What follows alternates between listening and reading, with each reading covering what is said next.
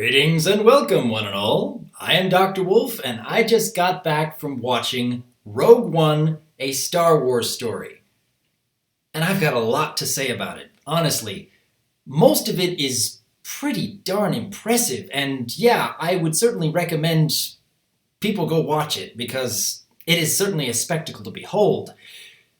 I have a few reservations, but I will keep this review completely spoiler-free.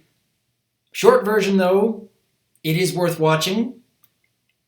Don't go in with the highest of expectations, because this is a very different take on the Star Wars universe from most of what we've seen from Star Wars thus far.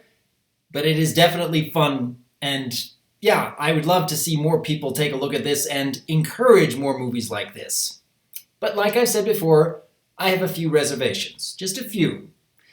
First off, I have been a fan of Star Wars since very early age. Oh, goodness, I probably watched the first film when I was 5 years old.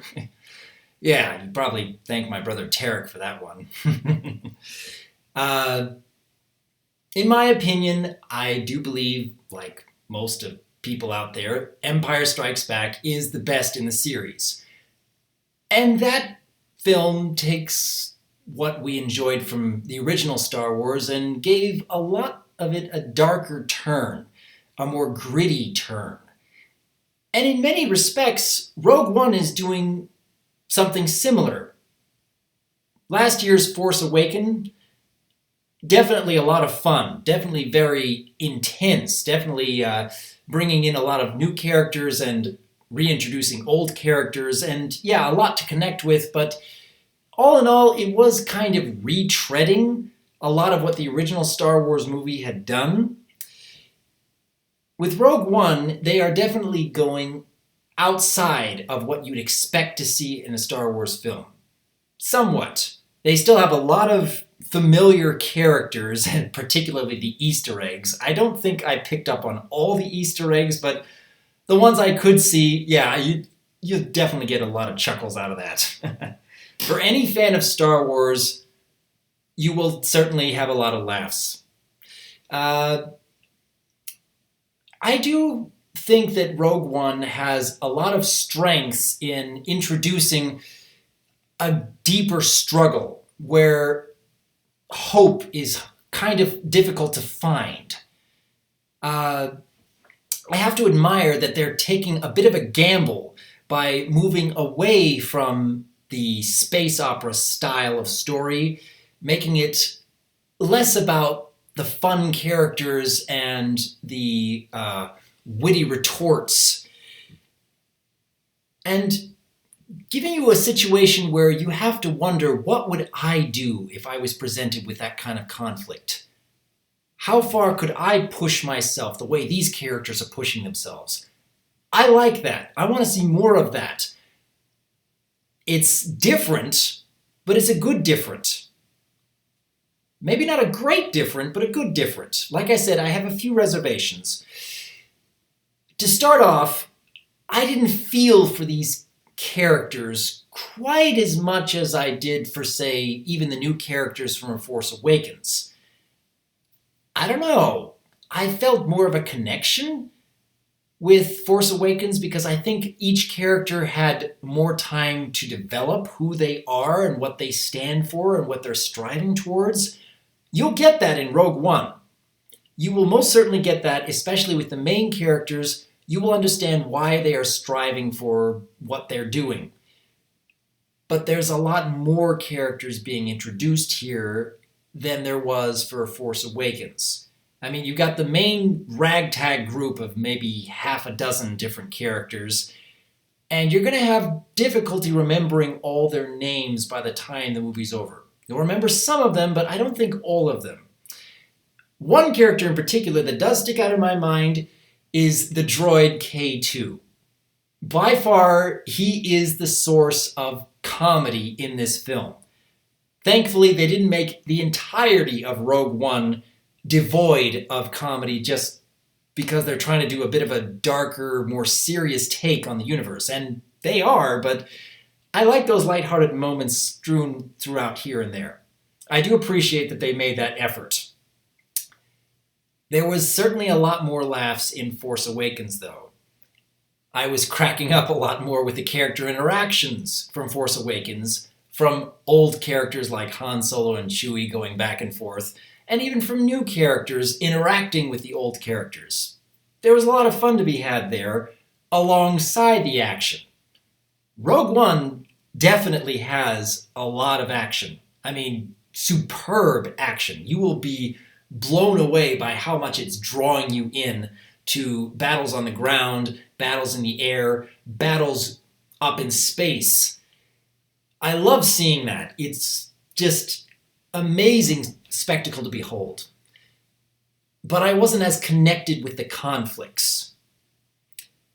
That's one of my big reservations, is that I don't think that there was enough time devoted to make me really invested into the conflicts. It is there, and it is addressed. But I don't know, maybe if they had made this film a little longer, or maybe if they didn't introduce as many characters, because, yeah, parts of this film feel like they are trying to mark off a checklist. I will refrain from mentioning anything specific because I'm trying to keep this spoiler free, but I don't know. I feel like they wanted to draw upon your nostalgia a little too much in order to make room for the villains and the Easter eggs. And while they are fun and while they are something that gets you into the moment, I don't know whether that helps the film as a whole. They had to do that with Force Awakens. They had to really draw upon nostalgia. I get that, because they had to kind of convince the audience that they can handle a Star Wars film. There's so many people who are really, really hesitant about allowing anyone new to handle a beloved franchise they've grown up with. I get that. But since they've already done that with Force Awakens, I'm not sure if they really needed to do quite as much with Rogue One. You see Darth Vader in the trailers, and he is in this film, just not as much as the trailers would have you believe he's in this film. When he is on screen, he is a threatening presence, and yeah, you do get that sense that hope is lost when he shows up on scene. But he's not in the movie all that much at all. You can't go into this movie expecting that there's going to be this grand showdown between characters and Darth Vader. No. You have to expect that this is a little Easter egg of a character, a cameo of a character, and not really that big of an impact on the overall story. In fact, there's another villain from Star Wars films of past that actually does make an appearance. Surprisingly, I had no idea that this character would be showing up. And they handle him pretty well. He has more lines than Darth Vader, that's for sure. But watch the film and you'll see what I'm talking about.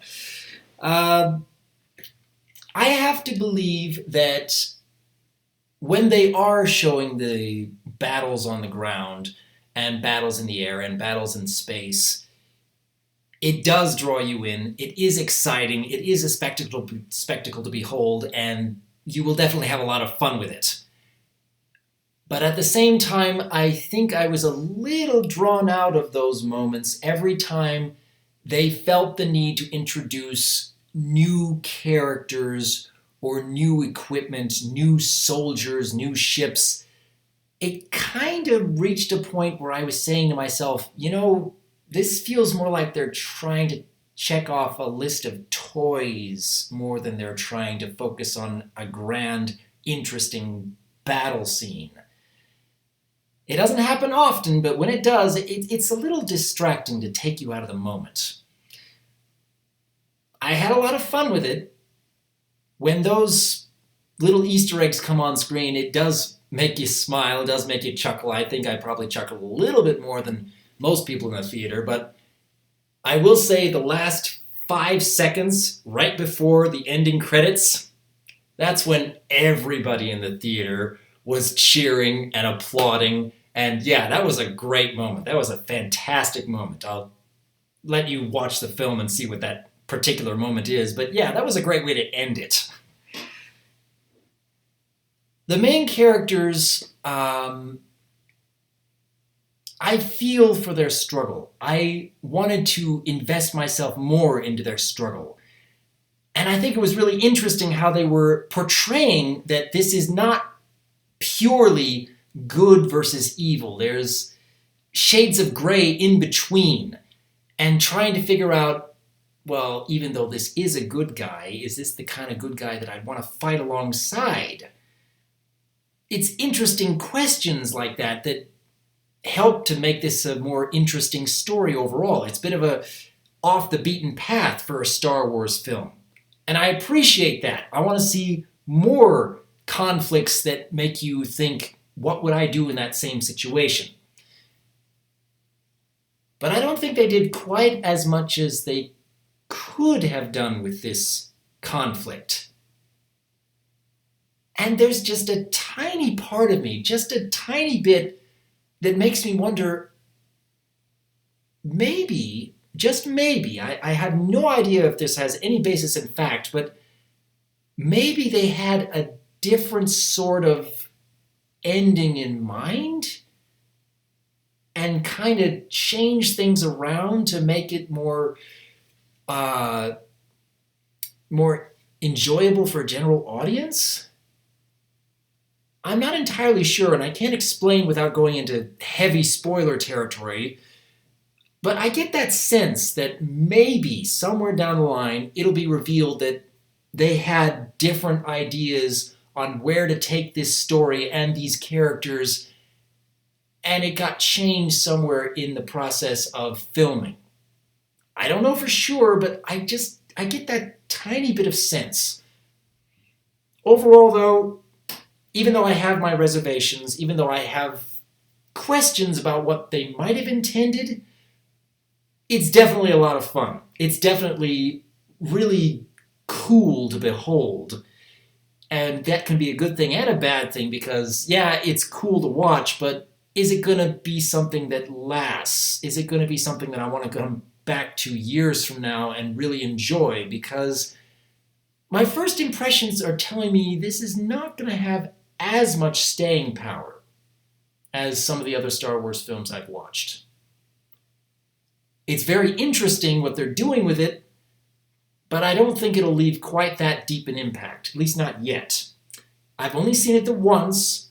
These are just my first impressions. I'm actually going to see it again next week because the company I'm working for is actually going to take all of us to go see it, and maybe I'll get a bit of a better sense on how I feel about it then. But for now, I'd recommend that you go take a look at it. It's not quite as fun as, say, Force Awakens, but I do believe it's a bit more intense than Force Awakens. And it may even leave a bit more of a deep impact on you trying to figure out how you would handle that same conflict in your own life. Because it does ask some pretty interesting questions, even if they don't execute that conflict as well as I think they could have. They did pretty good. They did pretty good job overall. Give it a watch. Let me know what you think, because I have questions, I have reservations, but I think I do want to like this in the long run. It may not be something that leaves a lasting impact that makes me want to go back again and again and again. I'm not sure yet, but I am hopeful watching something like this when it's going off the beaten path and trying something that is a bit of a gamble, in my opinion. So, if any of you are interested in seeing it, I'd love to hear your thoughts after you give it a watch. And let's start a bit of a discussion on whether this really will fit within a long-lasting Star Wars universe, something that people would consider on par with some of the original trilogy. I don't know yet, but I'd like to see. In the meantime, though, as per usual, I am Dr. Wolf, and I look forward to hearing from you.